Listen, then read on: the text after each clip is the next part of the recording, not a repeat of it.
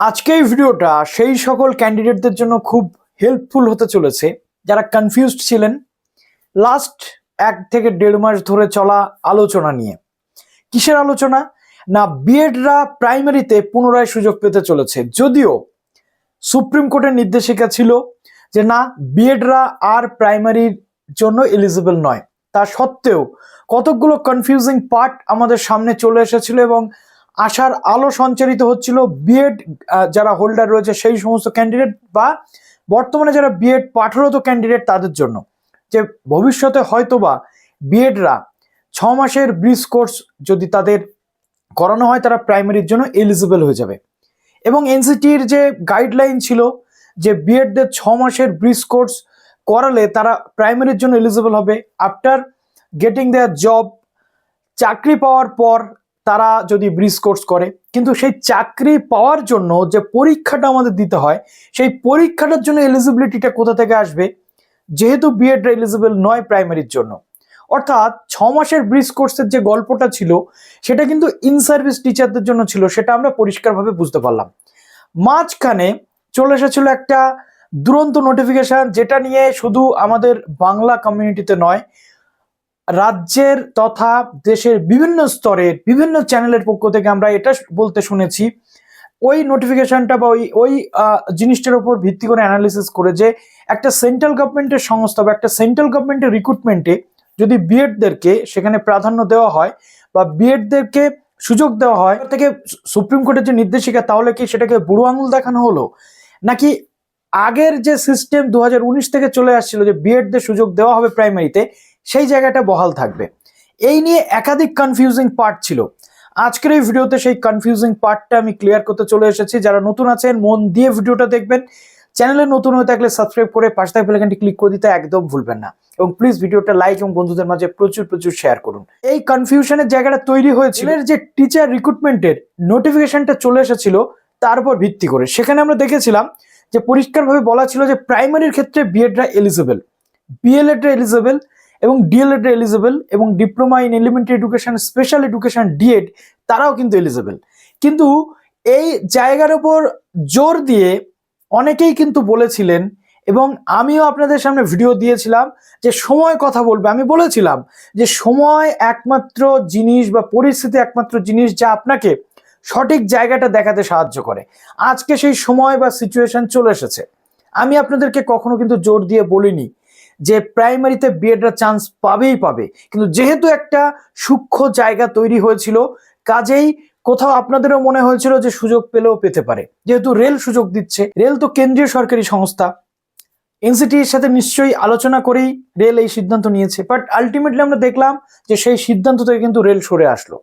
প্রাইমারিতে আর কোনো দিনও বিএডরা কিন্তু সুযোগ পাবে না, এবং এটা এফেক্ট ফেলতে চলেছে আগামী দিনের যে টেট কোয়ালিফাইড ক্যান্ডিডেটরা, বিএড টেট কোয়ালিফাইড ক্যান্ডিডেটরা ডিএলএড করছে তাদের ভবিষ্যৎ কি হবে সেটা নিয়ে।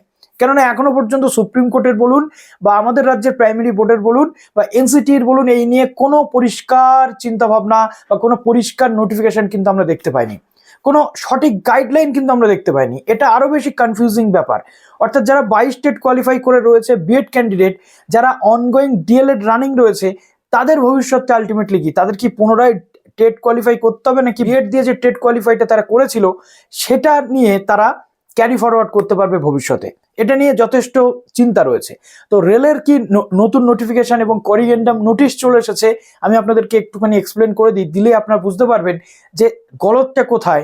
এত এত কনফিউশন, এত এত ক্যান্ডিডেটদের মধ্যে বা এক এক সময় এক এক রকম সিস্টেমের গাফিলতিতে যে জিনিসগুলো হচ্ছে, সেই জিনিসগুলো নিয়ে সাফার করছে কিন্তু আলটিমেটলি চাকরি প্রার্থীরা, বেকার চাকরি প্রার্থীরা। আগে আপনাদের যেটা বলবো সেটা হচ্ছে যে রেলের ফর্ম ফিল আপের লাস্ট ডেট ছিল 6/2/2025, সেটাকে এক্সটেন্ড করে 16/2/2025 কিন্তু করা হয়েছে। নেক্সট আমরা যেটা চলে আসি সেটা হচ্ছে আসল জায়গা, যেটা করিগেন্ডাম 2। আপনারা দেখতে পাচ্ছেন সেন্ট্রালাইজড যেটা এমপ্লয়মেন্ট নোটিফিকেশন ছিল 7/24-এ। এখানে আগের যে নোটিফিকেশনটা ছিল বা আগের যে এলিজিবিলিটি ক্রাইটেরিয়া ছিল সেখানে কতগুলো পরিবর্তন আমরা দেখতে পাচ্ছি প্রাইমারি টিচার লেভেলের জন্য। যদি আমরা দেখি, দেখুন আগে এখানে এই এতগুলোর সাথে বিএডটাও কিন্তু ছিল, এটা কিন্তু নতুন হয়েছে, টু বি রিড অ্যাজ, যেটা সুপ্রিম কোর্টের নির্দেশিকা মেনে কিন্তু এবার করা হয়েছে রেলের পক্ষ থেকে, যেখানে আমরা দেখতে পাচ্ছি 50% marks diploma in elementary education, অথবা 45% যারা 2002 বা তার আগের নর্মস অনুযায়ী পরীক্ষা দেন বা তার আগের ক্যান্ডিডেট, 50% মার্কস উইথ বিএলএড এবং এইচএস, এবং এখানে special education 50% marks with HS, diploma in elementary education বা ডিএড। ওকে, তারপরে এখানে দেখুন graduation and 2 year diploma in elementary education. Okay, তো আমরা এখানে যে জিনিসটা দেখতে পেলাম সেটা কিন্তু খুব পরিষ্কার যে বিএড এর যে সেকশন সেটা কিন্তু তুলে দেওয়া হয়েছে, অর্থাৎ এনসিটির যে বর্তমান রুলস, যদিও এনসিটি নতুন কোনো কিছু প্রকাশ এখনো করেনি, 2019-এর আগে যেটা ছিল প্রাইমারিতে বিএড এর চান্স পেত না সেটাই রয়েছে, কন্টিনিউ হচ্ছে, এবং অনারেবল সুপ্রিম কোর্ট অফ ইন্ডিয়ার যে জাজমেন্ট ছিল সেই অনুযায়ী রেল কিন্তু বিএডকে অমিট করে দিল, এখন ডিএলএডটাই শুধু এখানে মান্যতা পাচ্ছে বা ডিএলএডদের জায়গায় কিন্তু রয়েছে। অর্থাৎ এখান থেকে আমরা বুঝে গেলাম যে সময়ের আগে আমরা যদি কোনো কিছু ইমাজিন করে নিই বা সময়ের আগে যদি আমরা কোনো কিছু হয়ে যাচ্ছে এটা ভেবে নিই তাহলে মুশকিল, কিন্তু সেই ভাবনাটা আমাদের আসছে কি করে, এই সিস্টেম বা রেলের মতো একটা সংস্থা সেন্ট্রাল গভর্নমেন্টের সেই সংস্থার এহেন নোটিফিকেশন থেকে। তো সিস্টেমের বারবার ভুল হয়, আমাদের মনে আশা জাগে এবং সেই আশা আবার আমরা হত হয় বা সেই আমাদের আশাটা নিরাশায় পরিণত হয়ে যায় শুধুমাত্র সিস্টেমের ভুলের জন্য। 2019-এর যে সিস্টেম ছিল সেই অনুযায়ী আমরা ভেবে নিয়েছিলাম যে এবার থেকে বিএডরা প্রাইমারিতে এলিজিবল, কিন্তু আমরা দেখলাম যে 2024-এর এক রায়ে সমস্ত কিছু কিন্তু ক্যান্সেল হয়ে গেল। তারপরে প্রচুর কোর্ট কেস, প্রচুর জিনিস হয়েছে, কিন্তু আলটিমেটলি যে সলিউশন সেটা কিন্তু আসেনি। একটা নির্দিষ্ট শ্রেণী একটা নির্দিষ্ট সিস্টেম থেকে বাদ হয়ে গেছে শুধুমাত্র সিস্টেমের ভুলে, এবং অনেকেই আছে যারা বিএড করেছিল সব কিছুতে বসতে পারবে বলে এই সেন্সে, এখন তাদের আবার ডিএলএডটাও কিন্তু করতে হচ্ছে। তো আশা করছি এখান থেকে আপনারা পুরো বিষয়টা বুঝে গেলেন যে আপাতত যেটা আমরা দেখলাম যে ভবিষ্যতে আর বিএডদের প্রাইমারিতে সুযোগ পাওয়ার কোনো জায়গা রইল না। তো চলুন ভিডিওটা এখানে শেষ করলাম, ভালো থাকবেন সবাই, বেস্ট অফ লাক।